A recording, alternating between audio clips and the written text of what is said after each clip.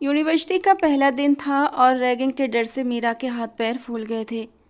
उसकी फैमिली ने उसे काफ़ी समझाया था कि देखो मीरा, बिल्कुल भी नहीं घबराना, लेकिन वो मीरा ही क्या जो भीड़ में जाए और घबराए नहीं। उसके पापा उसे यूनिवर्सिटी के गेट पर उतार कर चले गए थे और वो कांपते कदमों के साथ गेट पार करके अंदर आ चुकी थी। एक बड़े से दुपट्टे में लिपटी हुई वो खुद को छुपाने की कोशिश कर रही थी। वो सांवली सलोनी सी लड़की कंधे पर काला छोटा सा बैग डाले बार बार अपने दुपट्टे को इधर उधर से सही कर रही थी और यही सोच रही थी कि उसका डिपार्टमेंट किस तरफ है। कुछ हिम्मत करके उसने कदम आगे बढ़ाए थे। कुछ देर इधर उधर चक्कर काटने के बाद वो एक जगह आकर रुक गई। उसे समझ नहीं आ रहा था कि वो क्या करे। बेफिक्र नौजवान लड़के लड़कियां इधर उधर घूम रहे थे, लेकिन किसी ने भी रुककर उस परेशान सी लड़की की तरफ ध्यान नहीं दिया था। वो घबराहट के मारे रो ही पड़ती कि एक नरम और प्यारी सी आवाज़ उसके पास उभरी। मे आई हेल्प यू? मीरा ने अपना झुका हुआ सिर ऊपर उठाया। एक अल्ट्रा मॉडर्न टाइप की और स्टाइलिश बेहद खूबसूरत लड़की उसके सामने खड़ी थी और उससे पूछ रही थी। उसके चेहरे पर एक नरम सी मुस्कुराहट थी। मीरा के गले से एक मरी मरी सी आवाज़ निकली, जी? नई आई हो? लड़की ने पूछा। किस डिपार्टमेंट की हो? इकोनॉमिक्स। मीरा ने सिर झुकाकर ऐसे जवाब दिया जैसे किसी जुर्म को कबूल कर रही हो। तो यहाँ क्यों खड़ी हो? लड़की ने सर को हल्का सा हिलाकर पूछा। डिपार्टमेंट नहीं मिल रहा। मीरा बुरी तरह हकलाई। लड़की ने एक नज़र उसके डर से सफ़ेद पड़ते चेहरे पर डाली और फिर एक निगाह उसके पीछे ही बने डिपार्टमेंट पर, जहाँ पर साफ तौर पर इकोनॉमिक्स डिपार्टमेंट लिखा हुआ नज़र आ रहा था। लड़की ने हैरत से सिर हिलाया। ये तुम्हारे पीछे ही तो है इकोनॉमिक्स डिपार्टमेंट, उसने हाथ से इशारा करके कहा। मीरा ने अचानक मुड़कर देखा और बुरी तरह शर्मिंदा हो गई। बाय द वे, मेरा नाम राशि है, केमिस्ट्री में मास्टर्स कर रही हूँ, सेकंड लास्ट सेमेस्टर है मेरा। लड़की ने अपना नाजुक सा दूध जैसा सफ़ेद हाथ उसकी ओर बढ़ाकर अपना इंट्रोडक्शन करवाया। मीरा ने कुछ हिचकिचाते हुए उससे हाथ मिलाया। तुम्हारा नाम क्या है? राशि ने पूछा। मीरा, वो हल्के लहजे में बोली थी। खूबसूरत और कॉन्फिडेंस से भरी राशि के सामने उसे अपना आप बेहद हीन और कम लग रहा था और हमेशा की तरह वो हीन भावना की शिकार हो गई थी। नाइस, नाम अच्छा है आपका। मीरा, तुम्हारा डिपार्टमेंट सामने ही है, तुम्हें कोई भी प्रॉब्लम हो तो मुझसे शेयर कर सकती हो। हाथ के इशारे से उस तरफ इशारा करते हुए राशि ने बहुत ही प्यार भरे अंदाज में कहा था। तो मीरा ने हल्के से सिर हिला दिया। आओ, मैं तुम्हें तुम्हारी क्लास तक छोड़ देती हूँ। एक्चुअली यूनिवर्सिटी इतनी बड़ी है कि अक्सर न्यू स्टूडेंट्स फर्स्ट डे पर बौखला जाते हैं, मगर परेशानी की बात नहीं है। हमारी इस यूनिवर्सिटी में बहुत ज़्यादा स्ट्रिक्ट रूल्स हैं। अब किसी भी तरह की कोई रैगिंग नहीं होती। यहाँ से किसी से भी पूछती वो तुम्हें तुम्हारे डिपार्टमेंट तक पहुँचा देता।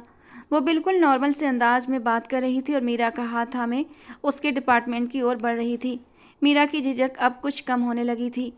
मेरी एक दो फ्रेंड्स हैं यहाँ पर, मैं उनसे कह दूँगी कि तुम्हारा ख्याल रखें, वो उसे बता रही थी। फिर उसे उसकी क्लास तक छोड़कर चली गई। मीरा कांपते कदमों के साथ क्लास में दाखिल हो गई। सबने एक नज़र उस पर डाली थी। बड़े से काले दुपट्टे में खुद को छुपाती वो सांवली सलोनी सी, मगर देखने में फिर भी काफ़ी खूबसूरत और मासूम सी लग रही थी। हालांकि शक्ल से थोड़ी दब्बू भी नज़र आ रही थी। लड़कियों ने उसे देखकर नाक भौं चढ़ाई। लड़कों को उसमें कुछ खास नज़र आया था। मीरा पीछे की बेंचों में से एक पर जाकर बैठ गई और अपनी किताबें खोल लीं।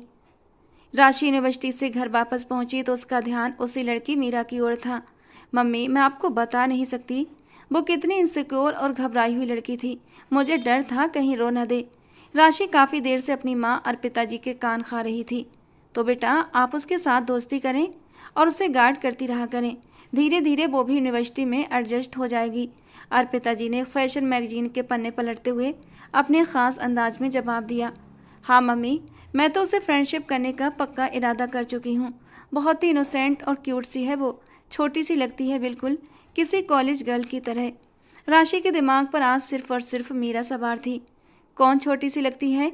एक शोख और खूबसूरत मर्दाना आवाज़ पर वो दोनों चौंक कर पलटी थीं और फिर राशि अरुण भैया कहकर एकदम से अपनी जगह से उछल पड़ी थी। अरुण आर्मी की फुल यूनिफॉर्म में एक छोटा सा सफरी बैग कंधे पर टांगे कमरे में दाखिल हो रहा था। उसकी शेव हल्की बढ़ी हुई थी और चेहरे पर थकान के आसार थे, मगर काली आंखें जिंदगी की चमक से भरपूर थीं। What a surprise! राशि भाई से लिपट गई थी। कैसी है मेरी गुड़िया? कप्तान अरुण ने बहन के सिर पर प्यार करते हुए मोहब्बत से पूछा। एकदम फिट। राशि अलग होते हुए बोली। आगे बढ़कर अरुण अपनी माँ के कदमों में झुक गया और उनसे आशीर्वाद लेने लगा और फिर उनके गले लग गया। ये तो उसकी बचपन की ही आदत थी। अर्पिता जी ने अपने इस आज्ञाकारी बेटे के सिर पर एक प्यार भरा चुंबन दिया था और उसे अपने पास बिठा लिया। भैया, मुझे इतनी खुशी हो रही है आपको यहाँ देखकर कि मैं बता नहीं सकती। राशि की खुशी उसके चेहरे से साफ जाहिर थी। कैप्टन अरुण मुस्कुराते हुए माँ के बराबर बैठ चुका था। कितने दिनों के लिए आए हो बेटा? अर्पिता जी ने मोहब्बत से उसका चेहरा छूकर पूछा। पूरे 1 महीने के लिए आया हूँ मम्मी। उसके जवाब पर राशि तो खुशी के मारे उछल पड़ी। वाह भैया, इसका मतलब आप सुनैना दीदी की शादी अटेंड करके ही जाएंगे। कितना मज़ा आएगा, वो एकदम एक्साइटेड होकर बोली थी। बिल्कुल, खूब एंजॉय करेंगे सब मिलकर। अरुण ने उसकी बात पर हामी भरी थी। हाँ बिल्कुल एंजॉय करना। अभी जाओ पारो से कहकर भाई का कमरा सेट करवाओ और जाते हुए 1-2 कप चाय भी भिजवा देना, अर्पिता जी ने कहा, जबकि अरुण ने अपना सिर माँ की गोद में रख दिया। मैं आपको बहुत मिस करता था मम्मी। मैं भी तुझे बहुत मिस करती थी बेटा, लेकिन फिर ये सोचकर मेरे दिल को सुकून था कि मेरा बेटा देश के लिए इतनी मेहनत कर रहा है और मुझे गर्व करना चाहिए कि मैं एक बहादुर फौजी की माँ हूँ। उसके घने बालों में उंगलियां फेरते हुए वो ममता से भरपूर अंदाज में कह रही थीं। अरुण को अपनी माँ की बातों और उनके मजबूत इरादों पर गर्व महसूस हुआ। ये उनकी परवरिश का ही नतीजा था कि आज वो तीनों बहन भाई जिंदगी के हर मैदान में कामयाबियां बटोर रहे थे। अब मेरे साथ चले मम्मी, अब मुझे घर मिल चुका है। बहुत अकेला हूँ वहाँ पर। तेरी तन्हाई का हल भी सोच लिया है मैंने। हल? जरूर भैया की शादी करेंगी ना? मम्मी के पीछे से राशि ने कमरे में दाखिल होते हुए उनकी बात को बीच में ही पकड़ लिया था और अर्पिता जी खुलकर मुस्कुराईं। बिल्कुल, अब सुनैना के बाद अरुण का ही नंबर है। बेटा, कोई लड़की पसंद है तो बता दो, बाद में शिकायत मत करना कि आपकी मर्जी का ख्याल नहीं किया गया। राशि फर्श पर ही बैठ चुकी थी। हाँ बेटा, तुम्हारी जो पसंद है उसे बता देना। जिंदगी तो तुम्हें ही उसके साथ गुजारनी है। अर्पिता जी जो एक खुले विचारों वाली औरत थीं, उन्होंने कभी भी अपने बच्चों पर अपनी सोच नहीं थोपी थी। पसंद तो कोई नहीं है मम्मी, लेकिन अगर कोई पसंद आई तो सबसे पहले आपको ही बताऊंगा, अरुण ने संजीदगी से जवाब दिया। वैसे भैया, आपको किस तरह की लड़कियां पसंद हैं? राशि ने जासूसी वाले अंदाज में पूछा था। एकदम शर्मीली टाइप, जो गैर मर्दों की निगाहें अपने ऊपर हराम समझें, जो खुद को सिर्फ और सिर्फ अपने पति के लिए सहेज कर रखें। इससे ज़्यादा मुझे कुछ नहीं चाहिए। बिना किसी हिचकिचाहट के उसने अपने मन की बात अपनी बहन और माँ के सामने रख दी थी। ये क्या बात हुई भैया? बस एक ही क्वालिटी, यानी लड़की शर्मीली होनी चाहिए। गुड़िया, शर्म एक ऐसा जेवर है जो हर लड़की के पास होना चाहिए। इस एक क्वालिटी में सारी क्वालिटी आ जाती हैं, क्योंकि शर्म खूबसूरती, सादगी और खुश रखने की कला होती है, सब कुछ समेटे होती है। वो न जाने किन ख्यालों में डूब कर बोला था और फिर उठकर खड़ा हो गया। मैं फ्रेश होकर आता हूँ, कहता हुआ वो कमरे से बाहर चला गया। अरे, तुमने जाना नहीं है? असाइनमेंट में मीरा को उलझे देखकर राशि पूछ बैठी। बस भाई का मैसेज आया था, वो आने वाला है, अब निकल ही रही थी। मीरा धीरे से बोली। चलो फिर साथ ही चलते हैं, राशि ने उठते हुए कहा। तो वो भी अपना बैग कंधे पर डालते हुए उठकर खड़ी हुई। वो दोनों साथ साथ पार्किंग एरिया तक आई थीं। आओ तो मैं मम्मी से मिलवाऊं, राशि ने उससे कहा। नहीं यार, अभी नहीं। वो एकदम से काफ़ी ज़्यादा घबरा चुकी थी। अरे आओ ना यार, मम्मी तुम्हें खा नहीं जाएंगी। आज उसकी माँ उसे पिक करने आई थी और राशि मीरा को अपनी माँ से मिलवाने की जिद पर अड़ी थी। फिर वो उसे खींचती हुई गेट से बाहर लाई और एक काले रंग की मर्सिडीज के पास जाकर रुकी। राशि ने गाड़ी के शीशे पर हल्की सी दस्तक दी। राशि, इतनी देर? गाड़ी का शीशा नीचे हुआ था। फिर एक खूबसूरत मर्दाना आवाज़ मीरा के कानों में टकराई। हालांकि उसने गाड़ी में बैठे इंसान को नहीं देखा था, क्योंकि वो राशि के पीछे खड़ी थी। हाँ, बस हम बातें कर रहे थे मम्मी। मम्मी आइए, आपको मैं अपनी बेस्ट फ्रेंड मीरा से मिलवाती हूँ। राशि ने गाड़ी की पिछली सीट पर बैठी अर्पिता जी से कहा। अर्पिता जी ने अपनी तरफ का दरवाज़ा खोलकर बाहर कदम रखा। हल्की आसमानी रंग की साड़ी में आंखों पर सनग्लासेस लगाए वो बेहद खूबसूरत लग रही थी। मीरा एकदम से घबरा गई। नमस्ते आंटी, वो मुश्किल से बोली थी। अर्पिता जी ने मुस्कुराकर उसे देखा और वो मासूम सी लड़की के गाल को प्यार से छू गई। नमस्ते बेटा, कैसी हो आप? राशि बहुत जिक्र करती है आपका, उन्होंने प्यार भरे अंदाज में कहा। मीरा का चेहरा गुलाबी हो गया। मम्मी, ये मेरी सबसे प्यारी दोस्त है, राशि ने उसका हाथ दबाकर एक्साइटेड लहजे में कहा। मीरा हल्के से मुस्कुराई, मगर उसकी मुस्कुराहट में भी हीन भावना की हल्की झलक थी। अरे, ये अरुण भैया अंदर बैठे क्या कर रहे हैं? राशि गाड़ी की तरफ बढ़ी और झुककर अंदर झांका। अरुण भैया, मेरी बेस्ट फ्रेंड खड़ी है और आप इधर बैठे हैं। आखिर को मैनर्स नाम की भी कोई चीज़ होती है। उसने अपने भाई को बुरी तरह लताड़ा। तो क्या करूं? 21 तोपों की सलामी दूं तुम्हारी बेस्ट फ्रेंड को? उसने दबी हुई गुस्से भरी आवाज़ में पूछा। जवाब में राशि ने उसे घूर कर देखा तो वो ओके कहते हुए गाड़ी से बाहर आ गया। अर्पिता जी मीरा से बातें कर रही थी। वो भी धीरे धीरे कुछ कह रही थी और तभी अरुण भी अर्पिता जी के पास आकर खड़ा हो गया। मीरा, ये मेरे अरुण भैया हैं, और भैया ये मेरी बेस्ट फ्रेंड मीरा। राशि ने इंट्रोडक्शन करवाया। मीरा ने नज़र उठाकर सामने खड़े अरुण को देखा। काली पैंट और सफ़ेद शर्ट में वो लंबा कद और खूबसूरत हैंडसम इंसान था। मीरा ने अचानक अपनी नज़रें झुका लीं। मीरा, कैसी हो आप? अरुण ने एक फॉर्मल सी मुस्कुराहट के साथ पूछा। जी ठीक हूँ। मीरा ने अपने दुपट्टे का कोना उंगली पर लपेटते हुए माथे पर आए पसीने को साफ करते हुए धीरे से जवाब दिया था। उसकी आवाज़ भी हल्के हल्के काँप रही थी। अरुण की नज़रें एक पल के लिए उसके चेहरे पर ठहर गईं। धूप की वजह से मीरा ने अपना दुपट्टा सिर पर डाल रखा था, फिर भी गर्मी और धूप की वजह से उसका हल्का सांवला रंग गुलाबी होने लगा था। वो बेहद प्यारी लग रही थी। ऊपर से उसके चेहरे पर ऐसी मासूमियत और पवित्रता थी कि एक पल में ही अरुण की नज़रें झुक गईं। चले मम्मी? अरुण ने अर्पिता जी से पूछा। हाँ हाँ मीरा बेटे, आप किसी दिन हमारे घर जरूर आना। बल्कि ऐसा करो, इसी संडे को आ जाना। इस संडे को हम सब मिलकर एक छोटी सी पार्टी रख रहे हैं अपने बेटे के आने की खुशी में। तुम भी उसमें शामिल हो जाना।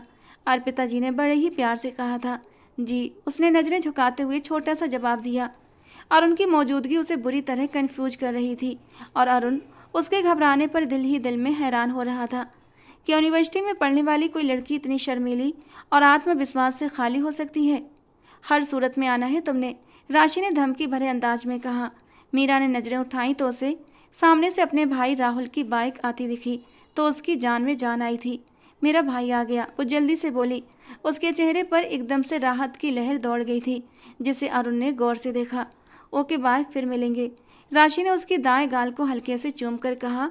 उसकी हरकत पर मीरा का चेहरा गुलाबी पड़ गया। फिर वो अर्पिता जी और राशि को बाय करते हुए बोली, मैं कोशिश करूंगी संडे को आपके घर आने की। और बिना अरुण को बाय किए तेज कदमों से चलती उस तरफ चली गई जहां उसका भाई खड़ा था। वे तीनों गाड़ी में बैठे और अरुण ने गाड़ी स्टार्ट कर दी। उसकी नज़रें बिना सोचे समझे ही सामने खड़ी मीरा पर थीं, जो अब अपने दुपट्टे को संभालती अपने लंबे घने काले बालों को समेट कर जूड़ा बना रही थी। शायद अब वो गर्मी से तंग आ चुकी थी, इसलिए दुपट्टा सिर से हटाकर कंधों पर फैला लिया था और खुले बालों को जूड़े में बांधने लगी। अरुण ने एक झटके से गाड़ी आगे बढ़ा दी। पापा, मुझे आपसे एक बात पूछनी है। रात के खाने के बाद जैसे ही मीरा ने अपने पापा सुरेश जी को बाहर हॉल में देखा तो वो उनके पास चली आई। पूछो बेटा, सुरेश जी ने प्यार भरे अंदाज में कहा। पापा, मेरी एक दोस्त है यूनिवर्सिटी में, राशि नाम है, तो उसकी मम्मी ने बड़े प्यार से ही मुझे इस संडे को अपने घर बुलाया है। बस एक छोटी सी पार्टी है, उनकी अपनी फैमिली के लोग होंगे। उसने रुक रुक कर अपनी बात बताई। बेटा, तुम्हें पता तो है तुम्हारी दादी को लड़कियों का किसी अनजान घर जाना पसंद नहीं, और सच कहूँ तो मैं भी खुद नहीं चाहता। दोस्ती को यूनिवर्सिटी तक ही सीमित रखो। तुम्हें पता है ना, मैंने ख़ानदान भर की बुराइयां झेलकर तुम्हें यूनिवर्सिटी में दाखिला दिलाया है। सुरेश जी ने बेहद संजीदगी से कहा। मीरा बहुत सारी बातें मन में लिए चुपचाप बिना बहस किए अपने कमरे में चली गई। उसकी दादी और उसकी भाभियों ने भी इस बात का विरोध ही किया था। अगले दिन मीरा ने राशि को समझाने की कोशिश की तो वो नाराज़ हो गई। तू समझती नहीं है यार, हमारे घर का माहौल ऐसा नहीं है कि लड़कियां अपने दोस्तों के घर जाएं। प्लीज़ राशि, माइंड मत करना, तू मेरी इकलौती दोस्त है, मैं तुझे नाराज़ नहीं कर सकती। अगर मैं तेरे घर आकर सबसे बात करूं तब तो मान जाएंगे ना सब लोग? राशि ने पूछा। पता नहीं, कुछ कह नहीं सकती, उसने धीरे से जवाब दिया। जबकि राशि ने उसका एड्रेस मांग लिया तो उसने अपना एड्रेस राशि को दे दिया। राशि अगले दिन शाम को ही उनके घर पहुंच चुकी थी। आंगन में मौजूद सभी की नज़रें राशि की ओर उठी और फिर पलटना भूल गईं। वो इतनी खूबसूरत थी और ऊपर से उसके कपड़े पहनने का स्टाइल खूबसूरत और बोल्ड, इस मिडिल क्लास घर के लोगों के लिए चौंका देने वाला था। हाय, कैसी हो? राशि ने आगे बढ़कर पूछा। मैं बिल्कुल ठीक हूँ। आपको घर ढूंढने में कोई प्रॉब्लम तो नहीं हुई? बिल्कुल भी नहीं, राशि बोलती हुई इसके साथ आंगन की तरफ बढ़ गई। आज तुम यूनिवर्सिटी नहीं गई थी और मैं तुम्हें बहुत मिस कर रही थी, तो सोचा तुमसे मिल लूँ और साथ ही साथ अपनी सिस्टर की शादी में इनवाइट भी कर दूँ। बहुत अच्छा किया तुमने जो तुम आ गई। मीरा ने धीरे से कहा। नमस्ते जी। आगे बढ़कर राशि ने आंगन में बैठे सभी लोगों को नमस्ते किया। वे सब तो अभी तक उसके इस बोल्ड अंदाज को देखकर ही स्तब्ध थे कि उसके इतने नम्र स्वभाव ने उन्हें और भी चौंका दिया। अगले ही पल वो सब बड़ों के पैर छूकर आशीर्वाद लेने लगी। लोग हक्का बक्का रह गए थे। ये मेरी मम्मी है, ये मेरे दादू, और ये बड़ी भाभी, ये छोटी भाभी। मीरा जल्दी जल्दी सबका इंट्रोडक्शन करवाने लगी। राशि ने सबके साथ हल्की फुल्की बात की और फिर तख्त पर बैठे दादू के बराबर में आकर बैठ गई। वहां मौजूद सब लोग राशि की पर्सनालिटी से इतनी बुरी तरह इम्प्रेस हो गए थे कि बौखलाहट और घबराहट एक साथ छा गई थी। राशि ने अपने लेयर्स में कटे लंबे सीधे बालों को समेट कर दाएं कंधे पर डाला। अभी वो कुछ और बोलती कि गेट पर हल्की दस्तक हुई थी। राहुल दरवाजे की ओर बढ़ा और मीरा ने जल्दी से पीछे से आवाज़ लगाई, राहुल ऐसा करो। राशि के ड्राइवर को बाहर ड्राइंग रूम में। उसकी बात अधूरी ही रह गई थी क्योंकि दरवाजे से अंदर दाखिल होने वाला इंसान ड्राइवर नहीं बल्कि अरुण था।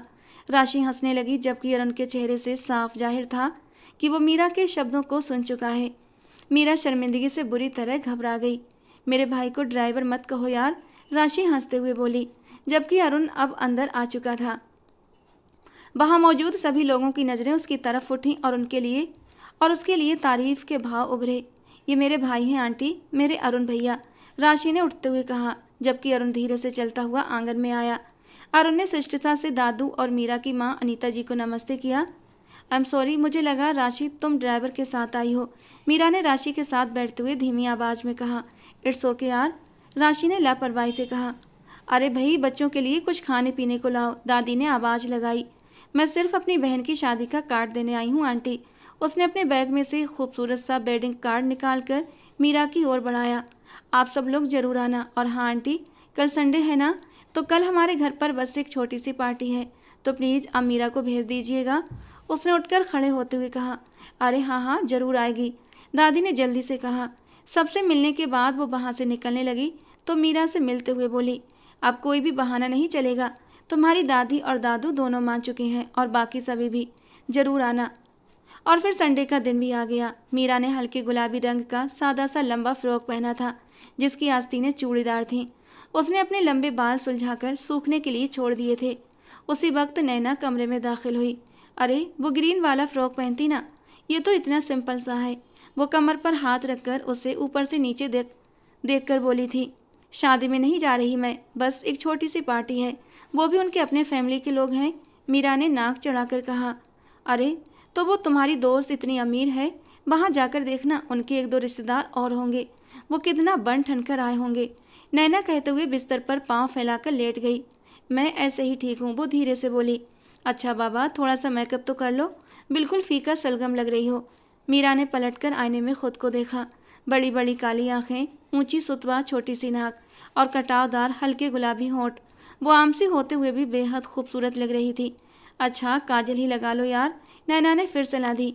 मीरा ने इस बार उसकी बात मानते हुए अपनी आंखों में हल्का सा काजल लगाया, होंठों पर हल्का सा गुलाबी लिप ग्लॉस भी लगा लिया और आईने के सामने से हट गई। फिर बेड से बड़ा सा गुलाबी दुपट्टा उठाकर कंधों पर डाल लिया। लंबे बाल अब भी गीले थे। तभी राहुल भागते हुए आया। दीदी, तुम्हारी दोस्त आ गई। तो वो जल्दी से कमरे से बाहर निकली। सबको बाय बोलकर वो घर से निकल आई। गाड़ी एक आलीशान बंगले के सामने रुकी। राशि के साथ चलते हुए वो दाएं तरफ के कमरे में दाखिल हुई, जो शायद टीवी लॉन्च था। एसी की हल्की सी कूलिंग और एक सॉफ्ट सी खुशबू कमरे की फिजा में तैर रही थी। राशि उसे वहां बैठने का कहकर चली गई।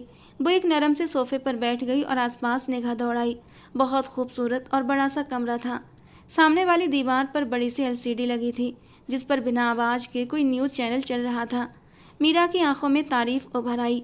पूरे घर में सन्नाटा था। लगता ही नहीं था कि यहाँ एक छोटी सी गेट टुगेदर होने वाली है। मीरा थोड़ा रिलैक्स होकर बैठ गई थी और दुपट्टा एक कंधे पर रखते हुए अपने बालों को सुखाने लगी, जो अब भी हल्के हल्के गीले हो रहे थे। अभी वो अपने बैग से क्लेचर तलाशने लगी कि अचानक अरुण जल्दबाजी में अंदर आया और फिर उसे देखकर ठिठक गया। मीरा भी घबराकर खड़ी हो गई।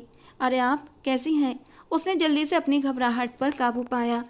अरुण की नज़रें अचानक उसके लंबे बालों पर फिसल गई थीं। घने काले बाल घुटनों से कुछ ऊपर तक थे और उसकी आंखों में तारीफ उभर आई थी। जी मैं ठीक हूँ।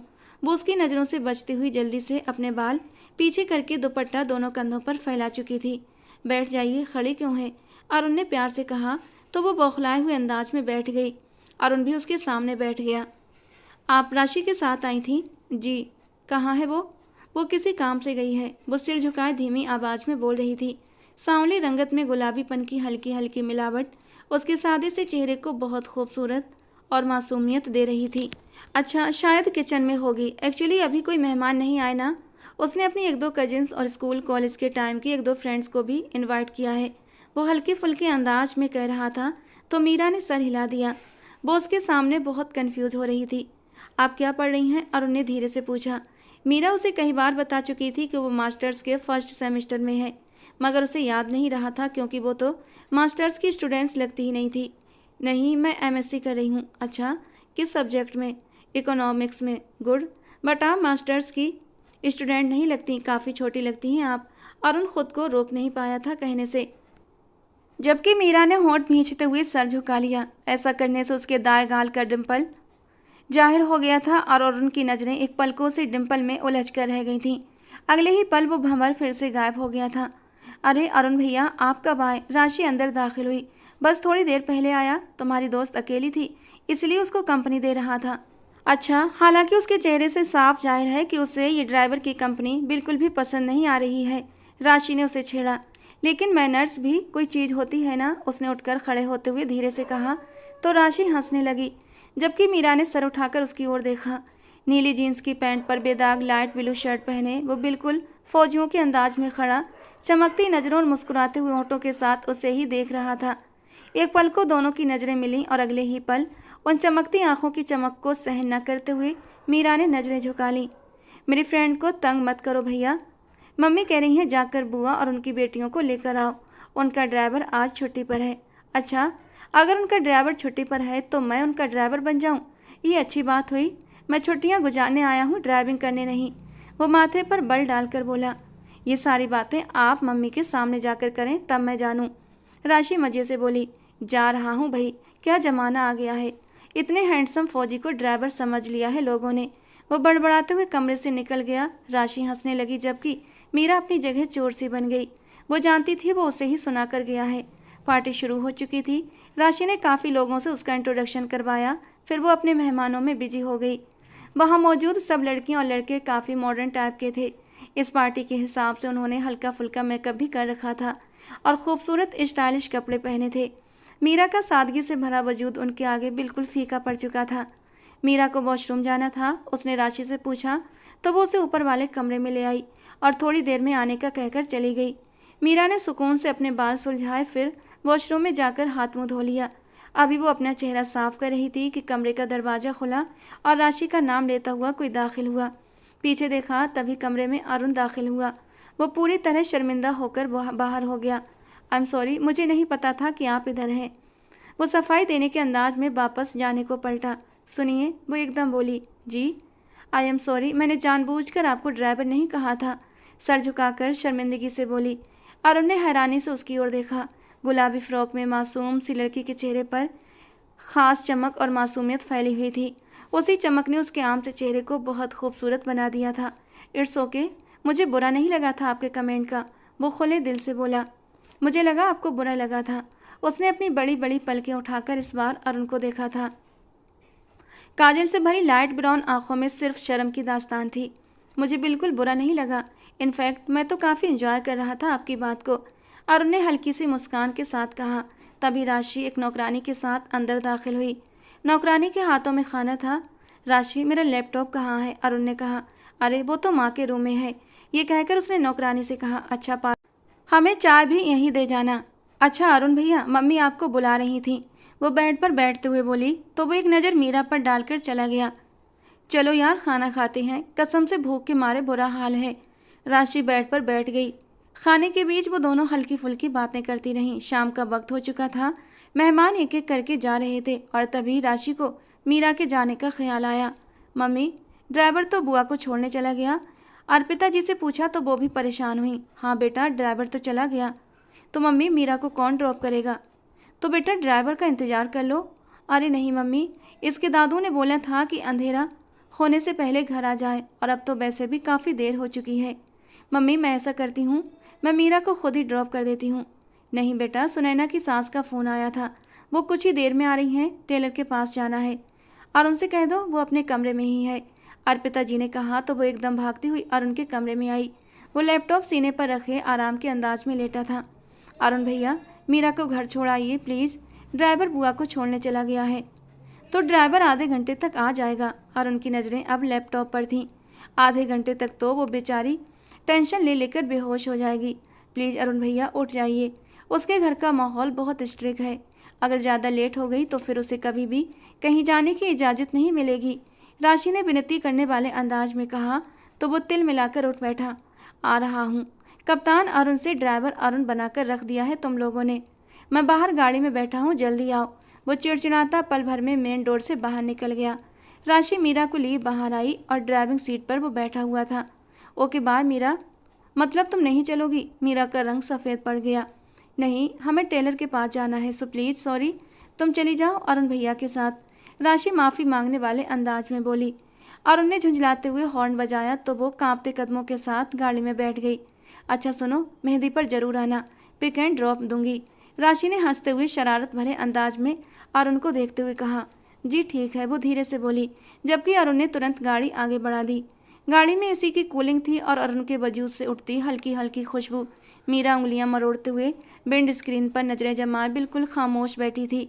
उसके दिमाग में बस एक ही ख्याल था, अगर किसी ने उसे अकेले गाड़ी में और अरुण के साथ देख लिया तो बातें बनेंगी। वो अचानक बोली, जी सुनिए, मुझे मार्केट के पास ही उतार देना। क्यों, आपका घर तो वहाँ से काफ़ी दूर है। जी लेकिन मेरे मोहल्ले में अगर किसी ने मुझे आपके साथ अकेले गाड़ी में देख लिया तो बहुत बातें बनेंगी। अरुण ने हुंकारा भरकर गाड़ी सड़क किनारे रोक दी और गाड़ी के अंदर रोशनी कर दी। मीरा ने हैरत से उसकी ओर देखा। उतरिए, वो लब भींच कर बोला, जबकि मीरा को अपने कानों पर यकीन न हुआ कि वो इस वक्त सुनसान सड़क पर उसे गाड़ी से उतर जाने को कह रहा था। गाड़ी से उतरिए, उसने ठंडे अंदाज में दोहराया। मीरा ने मुड़कर दरवाजे के हैंडल पर हाथ रखा। उसकी आंखों में आंसू भर आए थे। सुनिए, उसके पुकारने पर उसने पलटकर उसकी ओर देखा। काजल से भरी आंखों में आंसू चमक रहे थे। उतरकर पिछली सीट पर बैठ जाइए ताकि देखने वालों को ये लगे कि मैं ड्राइवर हूँ आपका, वो संजीदा अंदाज में बोला था और आखिरी बात पर जोर देकर कहा था। मीरा की पलकों से आंसू टूटने को बेताब थे। आई एम सॉरी, प्लीज़ रोइएगा मत, मुझे रोती हुई लड़कियों को चुप कराने का बिल्कुल भी अनुभव नहीं है, उसने हल्के फुल्के अंदाज में कहा। इसके साथ ही अरुण की खूबसूरत काली आंखें हल्के से मुस्कुराने लगी थीं, जबकि मीरा चुपचाप पिछली सीट पर बैठ गई। गाड़ी सुनसान सड़क पर फर्राटे भरने लगी। वो अपने दुपट्टे के कोने से आंखें साफ करने लगी और गाड़ी के आगे फ्रंट पर लगे शीशे में नजर आती मीरा पर कभी कभी अरुण एक दो निगाह डाल लिया करता था। उसके दिल में अचानक ही एक उमंग जागी थी कि ये सफ़र कभी ख़त्म ना हो। मीरा के घर के सामने गाड़ी रोककर उसने पीछे पलट कर देखा और बोला, एक मिनट, अभी उतरिएगा मत। वो कहकर अपनी तरफ का दरवाज़ा खोलकर नीचे आया और घूमकर पिछली तरफ का दरवाजे के पास आकर दरवाज़ा खोलकर उसके सामने सर झुकाकर खड़ा हो गया। वो कुछ हैरान होती गाड़ी से उतरी। ड्राइवर अपनी मालकिन के लिए गाड़ी का दरवाज़ा ऐसे ही खोलते हैं और मैं इस वक्त आपका ड्राइवर हूँ, वो धीमे अंदाज में बोला। मीरा ने उसकी तरफ देखा और एक सकुचाई हल्की सी मुस्कुराहट ने उसके चेहरे को छू लिया। गाल का डिम्पल फिर से गहरा हो गया था। थैंक यू, वो नम अंदाज में कहकर अपने घर के गेट की ओर बढ़ गई और वो ड्राइविंग सीट पर आ बैठा। जब वो घर के अंदर चली गई तो उसने भी गाड़ी आगे बढ़ा दी। वापसी के सफ़र में किसी के ना होने का एहसास उसके साथ था। कौन सा ड्रेस पहनोगी आज अपनी दोस्त की बहन की मेहंदी में? नैना ने नाश्ते के बर्तन धोती मीरा से पूछा। पता नहीं यार, मेरा तो जाने का दिल नहीं कर रहा, मगर राशि ने इतनी जिद की है। तुम पागल हो, इतनी अच्छी दोस्त हो, वो तो चिराग लेकर भी नहीं मिलती।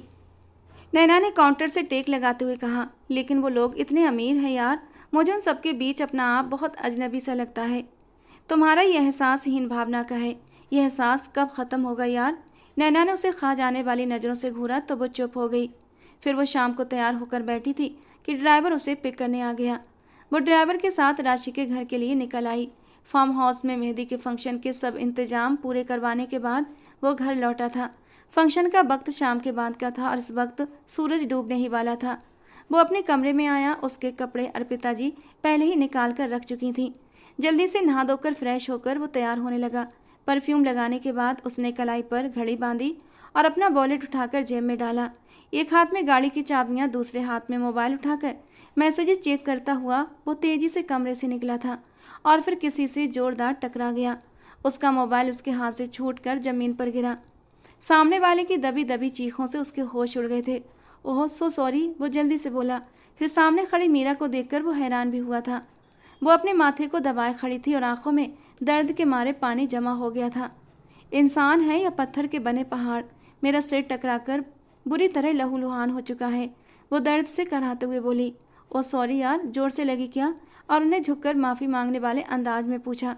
वो कद में काफ़ी छोटी थी, मुश्किल से उसके सीने तक आती थी और उसका सिर उसके चौड़े सीने से ही टकराया था। नहीं, बहुत आराम से लगी है, सिसकते हुए कड़वी निगाहों से उसे देखते हुए बोली। यार एक बार फिर से सॉरी, लेकिन तुम्हें भी देखकर चलना था चाहिए था ना। वो अपना मोबाइल उठाते हुए बोला, जिसकी स्क्रीन पर लंबे लंबे स्क्रैच नजर आ रहे थे।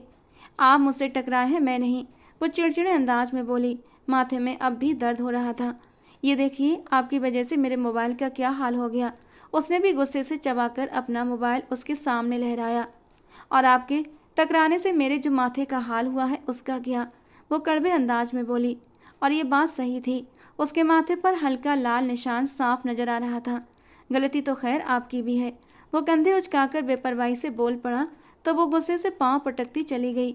अरुण भी राशि के कमरे की ओर बढ़ चुका था। दरवाज़ा खुला हुआ था, वो दरवाजे के पास ही रुक गया।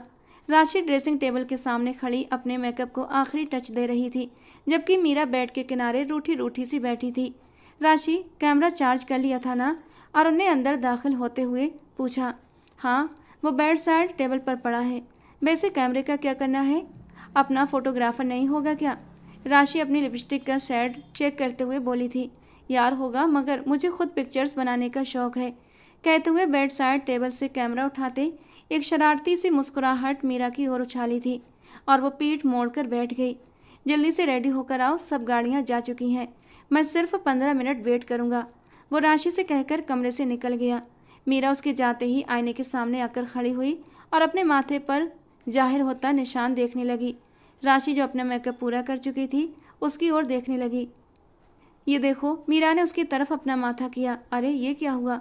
तुम्हारे भाई से टक्कर हुई थी, उसका मोबाइल पहले मेरे सिर पर बजा और उसके बाद तुम्हारे भाई का वो चौड़ा फौलादी पत्थर जैसा सीना, वो मुंह बनाकर बोली, जबकि राशि जोर से हंसने लगी।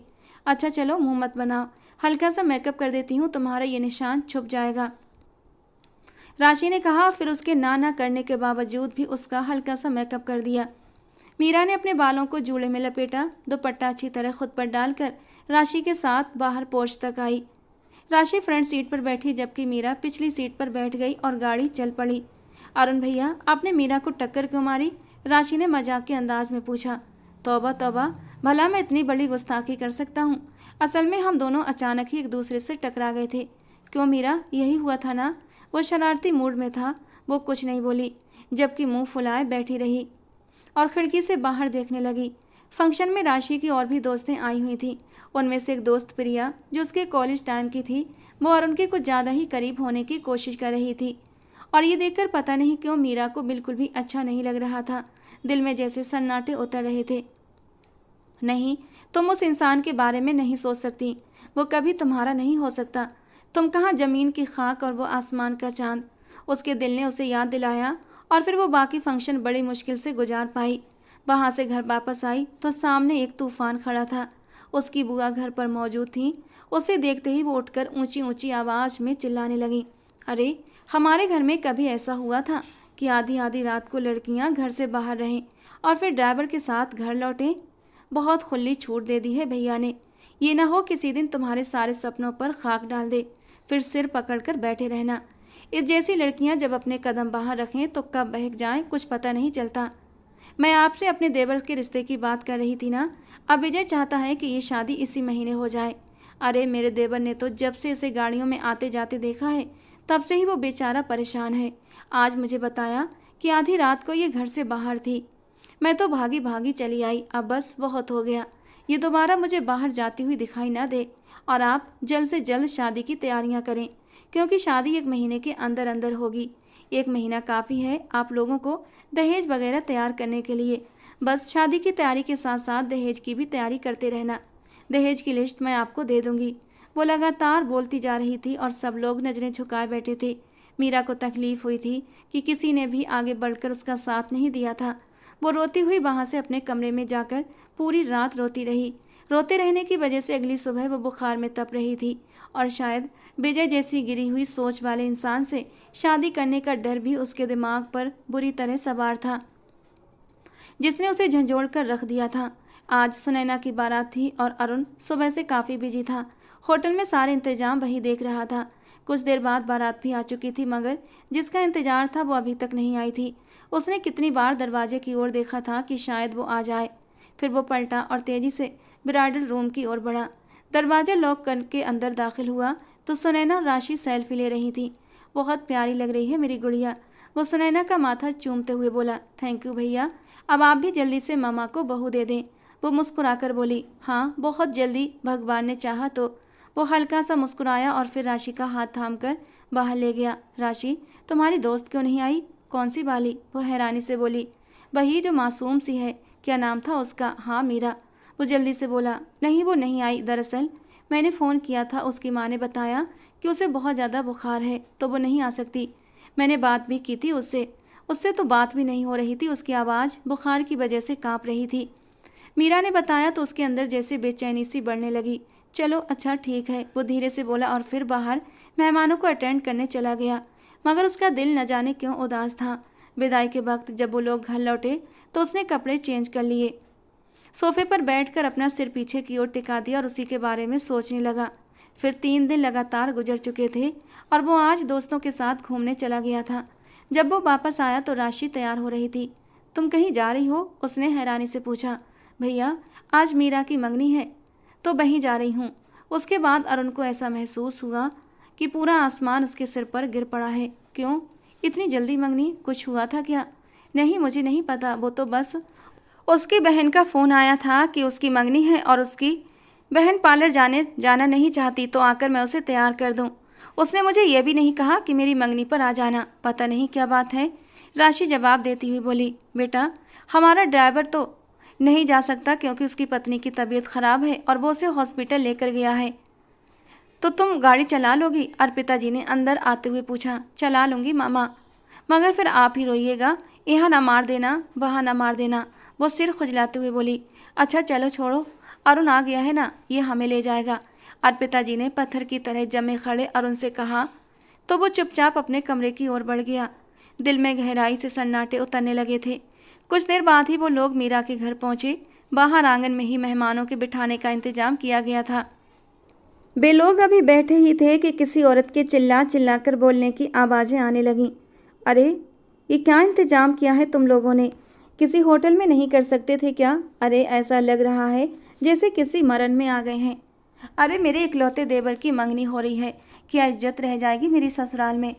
आप लोगों को तो मेरा धन्यवाद करना चाहिए, मेरा आभारी होना चाहिए कि आपकी मामूली शक्ल सूरत की काली कलूटी बेटी से अपने देवर की शादी करवा रही हूँ, वरना तो दिल ही नहीं मान रहा था। मैंने अपनी सास को तो जैसे तैसे मनाया है।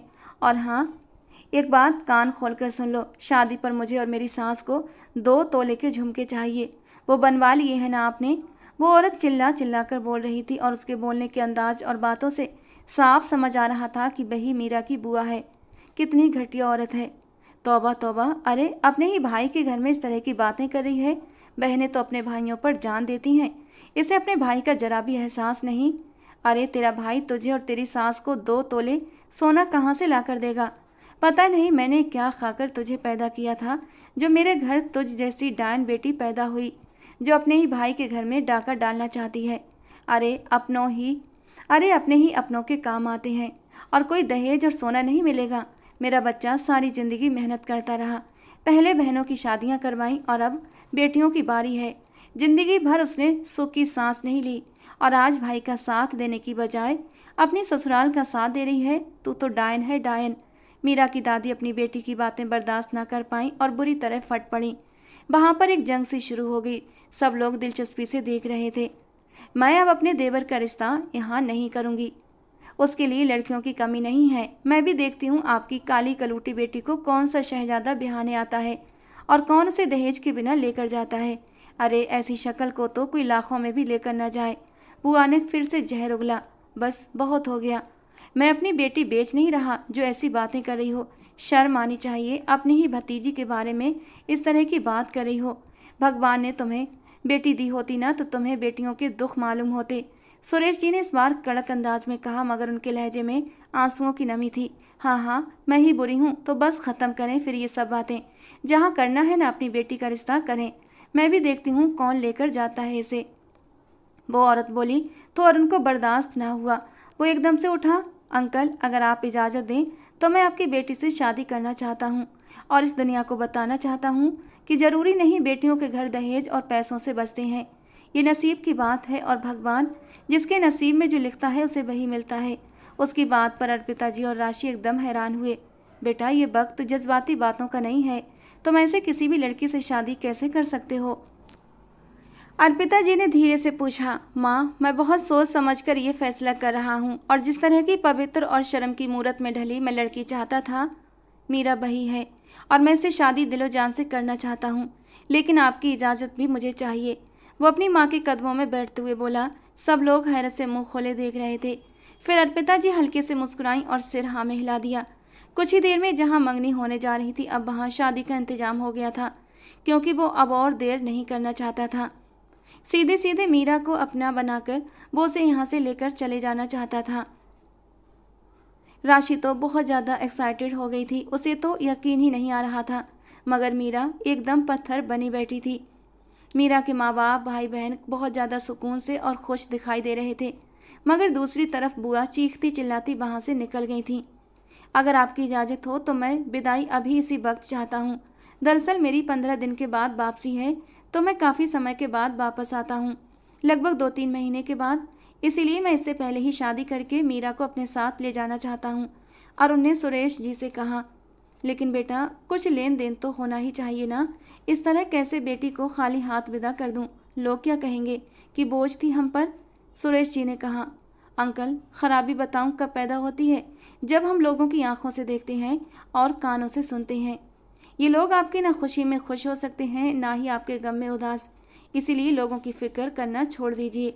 वो अपने ख़ास अंदाज में मीठे मीठे बोलता हुआ सुरेश जी का दिल मोह ले गया। तुम्हारे जैसे बेटे हों तो कभी कोई अपनी बेटियों को बोझ न समझे और ना ही उन्हें विदा करते हुए डरे। सुरेश जी ने हाथ जोड़ते हुए कहा तो जल्दी से उसने उनके जुड़े हुए हाथ अपने हाथों में थाम लिए थे। कुछ ही देर में उन दोनों की शादी हो गई और उसे विदा करवाकर वो अपने घर पहुंच चुका था। सुनैना को खबर दी गई तो वो भी भागी भागी चली आई। वो भी खुश थी कि उसके भाई की शादी हो गई, लेकिन इस बात का दुख सबको था कि इतनी सादगी से ये शादी हुई थी। सुनैना और राशि उसे लेकर कमरे में आईं और वहां बिठाने के बाद वापस चली गईं। वो उनके जाने के बाद उठी और ड्रेसिंग के सामने जाकर अपना रूप देखने लगी। सांवली सी रंगत में इस वक्त वो कोई चांद सी दुल्हन तो नहीं लग रही थी, मगर वो काफ़ी अच्छी लग रही थी। लेकिन जो उसकी झोली में चांद डाल दिया गया था, उसके सामने तो शायद वो कुछ भी नहीं थी। कुछ देर के बाद दरवाज़ा नॉक हुआ, साथ ही अरुण अंदर दाखिल हुआ। वो मुस्कुराता हुआ उसके ठीक पीछे आकर खड़ा हो गया। जब उसने निगाहें उठाकर सामने मिरर में देखा तो अपने आप को और भी कम पाया। सफ़ेद शर्ट में अरुण इस वक्त बहुत खूबसूरत लग रहा था, जबकि वो दुल्हन के ख़ास ड्रेस में भी बहुत आमसी लग रही थी। दिमाग में हीन भावना का एहसास फिर से भरने लगा। वो बिना जवाब दिए उसकी साइड से होकर जाने लगी तो अरुण ने उसके बाजू थाम लिए। अरे किधर जा रही हो? बैठो, बातें करते हैं। अरुण ने उसे खींचकर अपने करीब करते हुए गंभीर अंदाज में कहा तो वो एक झटके से खुद को छुड़ाते हुए उससे दूर हो गई और अरुण के चेहरे पर हैरत के भाव उभर आए। क्या हुआ? तुम ठीक तो हो? तुम्हें मैं ठीक लग रही हूँ, क्योंकि शादी आपने मुझसे दुनिया को दिखाने के लिए की कि आप बहुत महान इंसान हैं, जिसने मुझ जैसी आम सी लड़की को चुन लिया, वो भी बिना किसी डिमांड के। होने वाले मंगेतर ने मुझे ठुकरा दिया और आप आगे बढ़कर शादी के लिए तैयार हो गए। कोई ड्रामा चल रहा था क्या कि आपको हीरो बनकर अपनी हमदर्दी दिखानी थी, सबकी नज़रों में महान बनना था कि देखो इस मासूम बेबस लड़की को मैं अपना रहा हूँ। वो तो जैसे गुस्से के मारे फट पड़ी थी। तुम गलत समझ रही हो मीरा, ऐसी बात नहीं है। मैं ये सब किसी हमदर्दी में नहीं कर रहा, बल्कि वो उसका हाथ थामकर एक्सप्लेन करना चाहता था, मगर वो एक झटके से अपना हाथ छुड़ाकर पीछे हो गई। दूर रहकर बात कीजिए मुझसे, मुझे किसी भी बात में बहलाने की कोशिश मत कीजिए। मैं अच्छी तरह से अपनी औकात जानती हूँ। वो हथेली से अपने आंसू साफ करते हुए वॉशरूम की ओर बढ़ गई। वो उदास अफसोस करता हुआ वहीं सोफे पर बैठ गया। मुझे आते ही उसके साथ इस तरह बिहेव नहीं करना चाहिए था, वो अपने मन में सोचने लगा। वो इंसान जिससे उसकी शादी टूटी, शायद वो उसे चाहती होगी। चाहे कुछ भी हो, किसी लड़की का शादी टूट जाना कोई मामूली बात नहीं होती। इसलिए मैंने उसे और दुख दिए इसलिए मैंने उसे जाने बगैर अपने कदम उसकी ओर बढ़ा दिए। वो अपना माथा मसलते हुए सोचने लगा। कुछ देर बाद वो बाहर आई और फिर बेड पर करवट लेकर लेट गई। वो सर झटक कर उठकर कपड़े चेंज करने लगा और वापस आया तो शायद वो सो चुकी थी या फिर सोने का नाटक कर रही थी, मगर वो भी चुपचाप दूसरी साइड पर लेट गया। लेकिन दिल बहुत अजीब सा हो रहा था। अगली सुबह आँख खुली तो निगाह अचानक ही उस दिशा में गई जहाँ पर वो अपने लंबे सिल्की बालों को सुलझा रही थी। हल्के येलो कलर के सूट में उसकी सांवली रंगत दमक रही थी। वो चलता हुआ उसके पास आया तो उसने अपनी लंबी पलकें उठाकर उसे देखा और फिर उसके साइड से होकर गुजरने लगी। आई एम सॉरी, मुझे रात को आते ही इस तरह तुमसे फ्री नहीं होना चाहिए था। वो उसके चेहरे पर निगाहें टिकाकर बोला तो वो सर झटक कर अपने बाल समेटने लगी। कुछ देर के बाद वो नाश्ता करने नीचे आए तो सब लोग उनका इंतजार कर रहे थे। हंसी मजाक के बीच सबने नाश्ता किया था, मगर वो गुमसुम सी सबके बीच बैठी हुई थी। अरे बेटा, तुम भी कुछ बोलो ना, मैं तो तुम्हें कभी आज तक बोलते नहीं देखा, अर्पिता जी ने कहा। सॉरी आंटी, मैं कम ही बोलती हूँ, वो धीरे से बोली। अरे बेटा, अच्छी बात है कम बोलना, लेकिन इतना भी कम नहीं कि हम तरस जाएं तुम्हारी आवाज़ सुनने के लिए, अर्पिता जी ने हंसते हुए कहा। तो वो धीमा सा मुस्कुरा दी। भैया, अब इसकी स्टडी का क्या होगा, राशि ने पूछा। तो वो भी संभल कर निगाहों से उसकी ओर देखने लगी। हाँ, स्टडी तो ज़रूरी है, मगर मैं चाह रहा था जयपुर में ही इसका एडमिशन करवा दूँ। वो सुकून से बोलता हुआ उसे बेसुकून कर गया था। रिसेप्शन किस दिन का रखना है, सुनैना ने पूछा। मेरे ख्याल में वीकेंड पर रख लें, क्योंकि मुझे अगले ही दिन वापस जाना है। तो सब लोगों ने उसकी बात पर सर हिला दिया। घर में सुनैना और राशि की फरमाइश पर ढोलकी रखी गई थी। वे मीरा को सादगी से विदा करके अपने घर ले आए थे, लेकिन अब अपने तरीके से शादी को सेलिब्रेट करना चाहते थे। अपने सब रिश्तेदारों को बताना चाहते थे कि उनके बेटे की शादी हो चुकी है। हर वक्त हल्ला गुल्ला रहता था, मगर उन दोनों में अभी तक किसी तरह का कोई रिश्ता नहीं था। वो जब कमरे में आता तो वो सो रही होती थी और उसके उठने से पहले ही कमरे से बाहर चली जाती। वो इस सारी सिचुएशन से काफ़ी ज़्यादा झुंझला गया था। आज रिसेप्शन था तो वो लेमन कलर के हल्के लहंगे में बहुत प्यारी लग रही थी। रिसेप्शन से फ्री होकर वो घर पहुंचे और वो सबसे इजाज़त लेकर फ़ौरन अपने कमरे में आया था। जब वो कमरे में आया तो वो अपनी ज्वेलरी वगैरह उतार रही थी। ये हक मुझे भी दे दीजिए, पीछे आकर खड़ा होते हुए धीरे से बोला, साथ ही साथ हाथ बढ़ाकर उसका झुमका उतारने लगा। मैं कर लूँगी, आपको ये सब करने की ज़रूरत नहीं। वो धीरे से दूर होने लगी तो वो उसकी कमर में हाथ डालकर उसे अपने करीब कर गया, इतना करीब कि मीरा की नाजुक मुलायम धड़कनें उसके चौड़े सीने से मिस होने लगीं और अरुण के पूरे बदन में किस्पार्क हुआ था। अनजाने ही उसके चेहरे पर आए बालों को उसने पीछे कर दिया था और उसे नाराज नज़रों से देखने लगा। क्या चाहती हो मीरा, कब तक चलेगा ये सब कुछ? वो शिकायती अंदाज में बोला। मैं जानती हूँ कि आप ये रिश्ता सिर्फ और सिर्फ इंसानी हमदर्दी निभाने की कोशिश में कर रहे हैं, वरना मुझ जैसी आम सी, बस इससे आगे एक शब्द भी मत बोलना। समझती क्या हो खुद को? तुमने एक बार भी मुझसे पूछा कि मैं क्या चाहता हूँ? मैंने तुमसे शादी क्यों की? मैं इसके रीज़न बताने की कोशिश भी करता रहा, मगर तुमने सुनना गवारा नहीं किया। मेरी ज़िंदगी में अगर किसी को अपना आदर्श माना तो वो तुम जैसी लड़की थी, इसीलिए मैंने तुमसे शादी की, कोई हमदर्दी में शादी नहीं की। क्या तुम जानती भी हो कि तुम्हारी मंगनी की खबर सुनकर मेरे ऊपर क्या बीती थी? मैं वहाँ सिर्फ एक नज़र आखिरी बार तुम्हें देखने गया था, मगर भगवान ने कुछ और ही मेरे लिए लिखा था। इस चमत्कार पर मैं हैरान था कि भगवान ने मुझे मेरी मोहब्बत लौटा दी थी। मैं तो उस दिन के लिए अपने भगवान का जितना धन्यवाद करूं वो कम है, मगर तुम भी हद करती हो यार, किसी भी बात की। शायद तुम अपने उस होने वाले मंगेतर को पसंद करती थी, इसीलिए मुझे अपने पास आने की इजाज़त नहीं देती हो, और मैं इसीलिए जितना चाहे तुम्हें वक्त देने को भी तैयार हूँ, लेकिन आइंदा तुम खुद को इस तरह बुरा भला नहीं कहोगी। मैं कल सुबह जा रहा हूँ वापस, फिक्र मत करना, तुम्हें बिल्कुल भी तंग नहीं करूँगा, आज की रात भी नहीं। वो दर्द में कहता हुआ वॉशरूम की ओर बढ़ गया। उसकी बातों पर वो एकदम पत्थर बनी खड़ी रह गई। उसे तो अपनी किस्मत पर हमेशा से शिकवा रहा था। अपनी शक्ल सूरत को लेकर वो हमेशा हीन भावना का शिकार रहा करती थी, मगर इतना डैशिंग हैंडसम इंसान उससे मोहब्बत करता था, ये बात तो उसके ख्यालों में भी नहीं थी। लेकिन जो बात वो अभी करके गया था कि वो अपने होने वाले मंगेतर को पसंद करती थी, ये बात उसे तीर की तरह लगी थी। उसे तो विजय कभी अच्छा ही नहीं लगा था। उसने अगर कभी किसी को चाहा था तो वो अरुण ही था, मगर कभी चाहत का इजहार नहीं किया था, क्योंकि वो खुद को उसके काबिल ही नहीं समझती थी। वो वॉशरूम से निकला और अपना तकिया उठाकर सोफे पर लेट गया। अगले दिन सुबह वो उठी तो साइड टेबल पर एक खत पड़ा हुआ था। उसने उठाया और पढ़ना शुरू कर दिया। हमारे रिश्ते के बारे में प्लीज़ किसी को कुछ पता नहीं चलना चाहिए, और तुम फिक्र मत करो। अगर तुम मेरे साथ नहीं रहना चाहो तो भी मैं तुम्हारी खुशी के लिए तुम्हें आज़ाद कर दूंगा। और हाँ, अपनी पढ़ाई यहीं पर रहकर कंटिन्यू करना। कल से तुम यूनिवर्सिटी जाना शुरू कर दो, और फिक्र मत करना, मैं तुम्हें यहाँ जयपुर आने के लिए कभी भी फोर्स नहीं करूँगा। खत में लिखे हुए शब्द पढ़कर वो जैसे एकदम सन्न रह गई थी। दिन हफ्तों में गुजर चुके थे। वो अपनी रूटीन के अनुसार यूनिवर्सिटी जा रही थी। उनके रिश्ते के बारे में किसी को कोई भनक नहीं पड़ी थी। आज शाम जब वो घर आई तो सामने बैठे अरुण को देखकर दिल की धड़कन थम सी गई। वो अपनी फौजी यूनिफॉर्म में था और शायद अभी अभी घर आया था। लीजिए, आपकी धर्म पत्नी जी भी आ गई हैं, इसे संभालिए।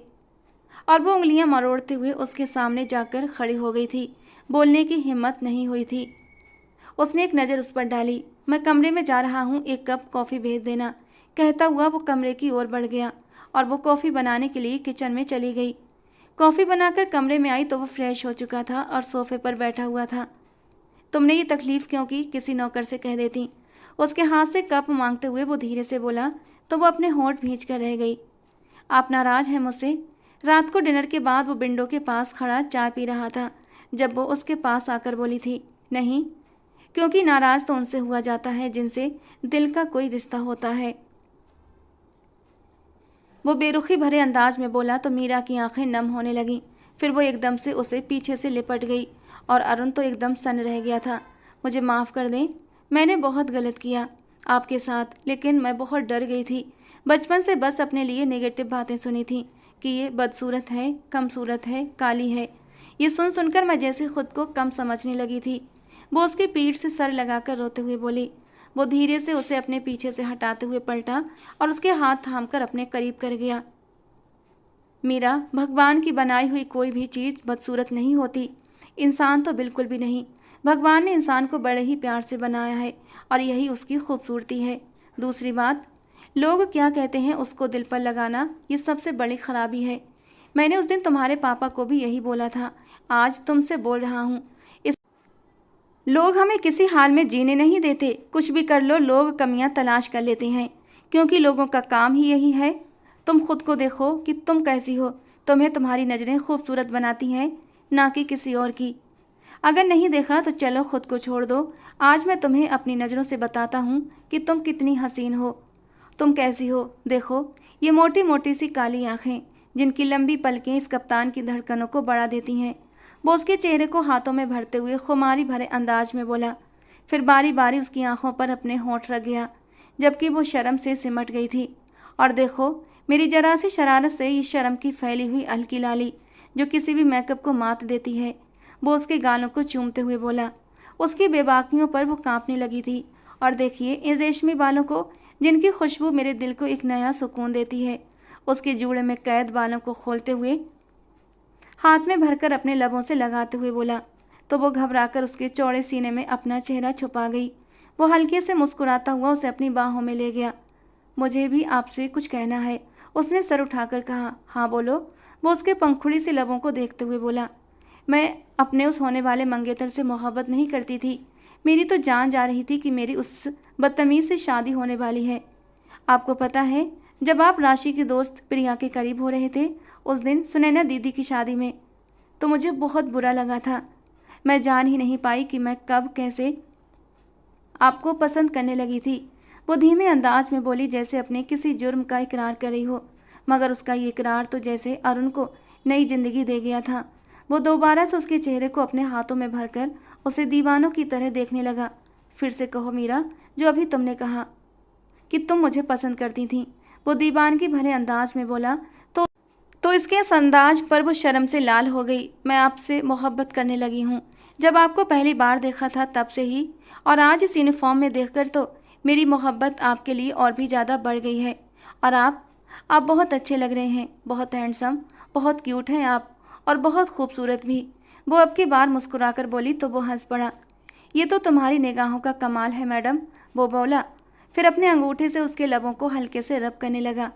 इन होठों ने आज मेरे लिए जो इकरार किया है ना, इस इकरार के बदले इनको कुछ ना कुछ तो देना पड़ेगा। वो बोला तो उसने सटपटाकर उसे देखा, मगर उसकी शरारती निगाहों के सामने हार मानते हुए निगाहें झुका लीं। कप्तान अरुण तो इन गिरती उठती पलकों को देखकर पागल हो गया था। वो उसकी ठोड़ी को थाम कर उसका चेहरा ऊपर करते हुए उसके चेहरे के हर नक्श को बड़े ही प्यार से अपने लबों से छूने लगा। उसके लबों को अपनी पकड़ में ले गया। फिर वो उसे एक झटके में अपनी बाहों में उठाते हुए बेड की ओर बढ़ा और नरमी से बिठाते हुए खुद भी उसके पहलू में बैठ गया। फिर साइड टेबल से मखमली केस निकाला और उसमें से एक डायमंड रिंग निकालकर उसे पहनाई और उसके हाथों पर भी अपने होंठ रख दिए। वो शर्माती हुई उसके सीने में दुबक गई। आज की रात आपकी सारी शर्म उतार दूंगा, वो उसके कान की लौ को चूमते हुए बोला। तो वो धीमा सा मुस्कुराती उसकी शर्ट को दोनों हाथों की मुट्ठियों में जकड़े उसके और भी करीब हो गई और वो उसे अपनी बाहों में समेट चुका था और उस पर अपनी शिद्दतें बरसाने लगा। अगली सुबह बहुत हसीन थी। वो ड्रेसिंग टेबल के सामने खड़ी अपने बाल सुलझाते हुए मुस्कुरा रही थी। आज से उसे अपना आप बहुत खूबसूरत लग रहा था। उसने आज खुद को उसकी निगाहों से देखा था और उनकी आँख खुली तो उसे यूँ मुस्कुराते देखा। वो धीरे से उठा और उसके करीब जाते हुए उसे अपनी बाहों में भर लिया तो वो एकदम से चौंक गई। क्या बात है मैडम, अकेले अकेले मुस्कुरा रही हो? कुछ नहीं, बस अपनी किस्मत पर खुश हो रही थी। उसकी बात के जवाब में वो कॉन्फिडेंस भरे अंदाज में बोली थी। तो ये बात है। अच्छा, अब इतनी अपनी किस्मत पर बाद में खुश होते रहना, पहले काम करो, जल्दी से तैयार हो जाओ, फिर हम आपके मायके होकर आते हैं, क्योंकि फिर हमें कल सुबह जयपुर के लिए निकलना है। इस बार तो साथ चलोगी ना? वो मुस्कुराकर बोला।